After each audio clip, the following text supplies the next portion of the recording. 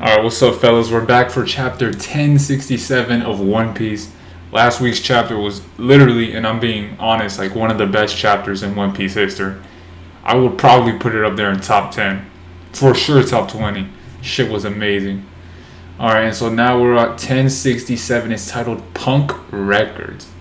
Punk Records. What does that bring up to me? To me, we're going to bring up a bunch of information that we thought that we were going to get in a Punk Hazard, but it's all finally going to be revealed. So in the title cover, we see Judge versus Caesar, whatever. I never paid too much mind to the cover arts, although they're probably going to end up animating that shit. Alright, so we're with Bonney right now, bro. Bonney is about to be pissed, bro. Because mind you, remember guys, her fucking father got pretty much turned into what he got turned into thanks to Vegapunk. But alright, a most curious head. What happened to your head? It used to be like a massive light bulb. And now Vegapunk saying, it was getting a tad too long, so I cut it. Cut it? What the fuck? We're not talking about hair here. Okay. As a recall, I was almost as tall as a giant when I met you. Jinbei saying, I heard rumors about it being big, but it was like an air balloon. Well, that's because I ate the brain fruit. He ate the brain fruit. No fucking way. Are they really gonna bring up the fact that this man became as smart as he became because of a devil fruit? I really hope that's not the case. Well, that's because I ate the brain fruit. What? Alright, Japanese, he gets tongue-tied trying to say fruits' names. Okay. Alright. Pardon me. I bit my tongue. I meant to say I'm a brainy human because I ate the brain fruit. The brain fruit. It allows me to memorize an unlimited amount of knowledge and makes my brain grow in size accordingly. Having an unlimited data bank is a handy ability for a born genius like me. So he's saying right now that he's a born genius. But then we get the fucking news that he ate the brain fruit, which helps him store more information and memorize shit more. So it's kind of like, how smart is he? Is he really the smartest human being in the world? Like, if we gave the brain fruit to every other human being in the world, I don't know, bro. That shit's kind of lame, if I'm being honest. Now, I have the largest brain in the world, and it continues to grow. Okay. Still, did you put it somewhere? Alright, that's awesome. Have you got tons of medical knowledge too, Dr. Vegapunk? Naturally? Luffy saying, does that mean you're dumb now, old guy? 'Cause you cut your brain out? Don't write off a genius, you rascal. See this apple here? It's an antenna. Okay, so that shit's an antenna. Take a gander at the top of the island. Notice how it says Punk Records under the giant egg. That's the hangar where I keep my brain. That's the hangar where I keep my brain. So he keeps his fucking brain and what, he cut that shit off and put it in Punk Records? What? Isn't that way too big? There's no harm in me being away from it, since my antenna can pick up the brain waves. So is it one of those things where his memory is only resides in Egghead, since that's where his antenna can pick up the Punk Records? So if he like leaves this island, he forgets all those memories? Or does the antenna pick it up no matter how far away from the island he is? Okay. You met a little girl earlier who called herself Vegapunk, right? That's one of my clones. There are 6 on the island. You're a ninja? Each one is a facet of myself and an expert of their own key field of study. You get my full personalities if you combine them, but they can get 6 times the work done apart. What the? Each of them connects to Punk Records once a day to synchronize our memories and knowledge. Since their dispositions and responsibilities are so different, the wealth of their experience is that much greater. Okay, so we're looking at all 6 of them. Alright, you all share the same brain. I find it difficult to wrap my head around that. Just think of it as sharing the same library. If only I could let everyone in the world connect to my brain, all of humanity will have access to my knowledge. Then, if the population of the world went on to update punk records themselves, it'd create a sea of information that surpassed what my brain could accomplish alone. Humanity would share one mind. So I'd be able to study medicine from all over the world, naturally. Woohoo! But if you let everyone share their conflicting ideologies, wouldn't all that bias lead to trouble, says Jinbei, of course. You sure are a sharp one, Knight of the Sea, says Vegapunk. But science would never progress if you spent all day worrying about stuff like that. Pet, pet, pet. That's your problem, Vegapunk. Okay, so now we're seeing Bonney. Bonney is fucking pissed, bro. I don't think we ever seen her smile. You shrug off sacrifices in the name of progress. That's why Dad's been turned into a heartless weapon. And she pulls out a fucking lightsaber. Wow, stop it, Bonney. That beam saber is defective. Give it a rest. I know it cuts well enough. I tested it earlier, says Vegapunk. Turn my dad back to normal. Of course. If you even think about saying no, don't be hasty, Bonney. Killing him would make you a lot of enemies. Hit the switch off, Bonney. That beam attracts a ludicrous number of bugs. Okay, so you see a whole bunch of bugs just flying at Bonney. And they're all fucking dying, probably. Okay. Oh, shit. So apparently all those bugs cause an electric current to occur, and now Bonnie's on the ground unconscious. Check it out, Bonney. A giant stag beetle. This isn't the time for beetles. Look at her. She fainted. Ah, that makes perfect sense, says Vegapunk. Of course Bonney wants me dead. It's ironic that one of my many failures saved me. Speaking of which, you guys were recently at Wano, correct? You wouldn't happen to know whether a dragon just like Kaido really appeared there. Huh. Oh, you're talking about Momo? I suppose he ate the defective fruit I left on Punk Hazard. Huh, defective? What do you mean? Says Luffy. That was an artificial devil fruit I synchronized. I made it after 20 years of researching Kaido's lineage factor. It cost countless resources. Okay, so then he created that devil fruit.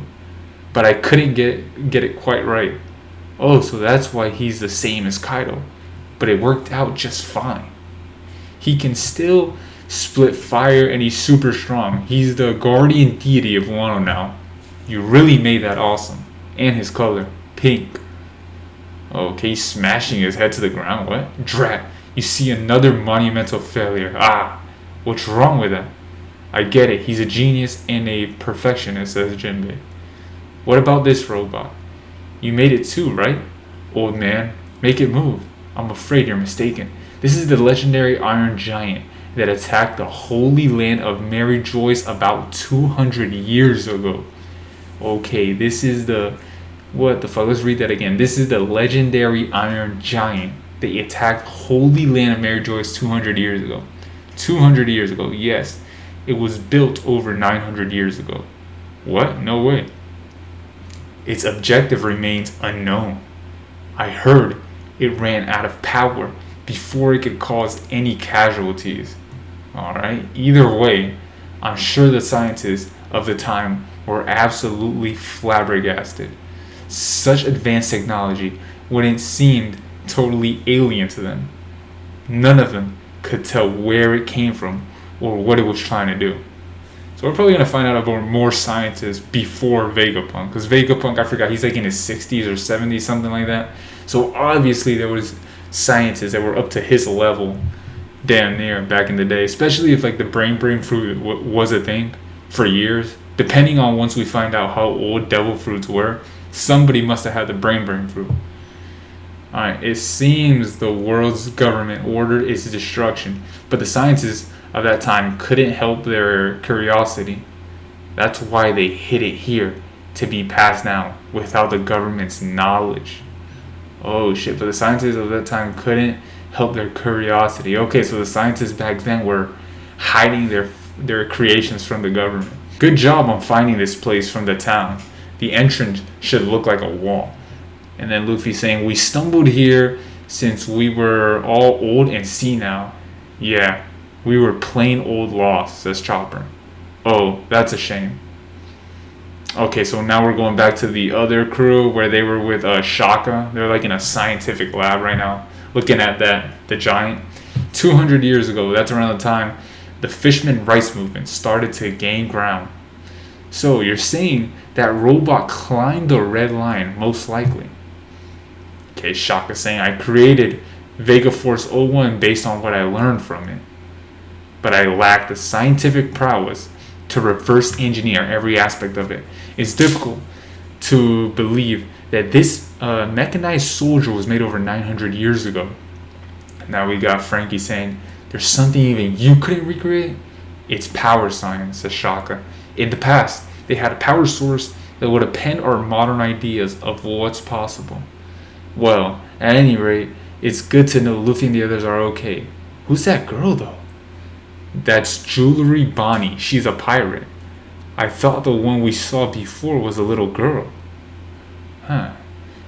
And the way Vegapunk's head works is crazy. I truly did a terrible thing to Bonney. that's Vegapunk saying that. I truly did a terrible thing to Bonney. Alright, yeah. You should get down and beg her to forgive you, old man. Bro, that's Luffy saying that. Get the fuck out of here. He shouldn't do that. You young dolt. Like you know anything about it. Fuck yeah, that's Vegapunk talking back to Luffy. You young dolt. I've never heard that fucking word. Dolt. Alright, there's something I have to give her. Regardless, I feel like fate brought you here today, Straw Hat Luffy. Fate. Okay. Please, can you take me away from Egghead? Huh? Wait, so he can't leave Egghead on his own? Can you take me away from Egghead? What the fuck? Okay.